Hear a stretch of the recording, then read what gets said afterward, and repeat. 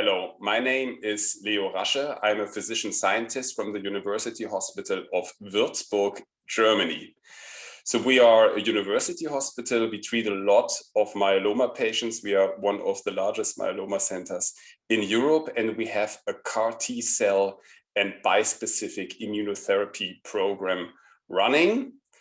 And so we were able to gain some experience with these drugs, not only seeing this breathtaking activity, rather than also seeing like the first patients being refractory or experiencing relapse from this type of therapy. And we were able just recently to uncover one resistance mechanism to BCMA therapies. So as you know, BCMA therapies, there are antibody drug conjugates available, bispecific antibodies, and CAR T cells. And we discovered a resistance mechanism to bispecific antibodies and CAR T cells. So the question is, how can a myeloma cell survive this type of treatment? And what we found is that in a low frequency of patients, there is selection of a BCMA negative myeloma cell. And so the question is, how is the myeloma cell able to get rid of BCMA? And the answer here is there is obviously pre-existing genetic vulnerability at the BCMA locus. BCMA is encoded on chromosome 16p.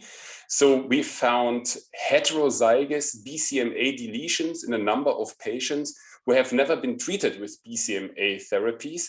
But after treatment, we found homozygous BCMA deletion, so genomic loss of BCMA in clonal, so in all myeloma cells seen at relapse. And this genomic loss then leads to loss of protein expression and to tumor escape. So it seems that BCMA therapy is, at least for some of the patients who relapse, an evolutionary bottleneck leading to the selection of clones with homozygous BCMA loss. And what we learned, not only from our studies, but also from studies from the US, it does not necessarily always need to be a homozygous deletion. Other biallelic events, such as deletion on one allele and mutation on another allele, could also lead to BCMA loss. So this is a genomic mechanism responsible for this type of relapse, which is seen in around 4 to 5% of patients, but this is preliminary data. So maybe if we just wait a little longer and see all the trials on BCMA antibodies to become more mature, we may see more of this type of resistance.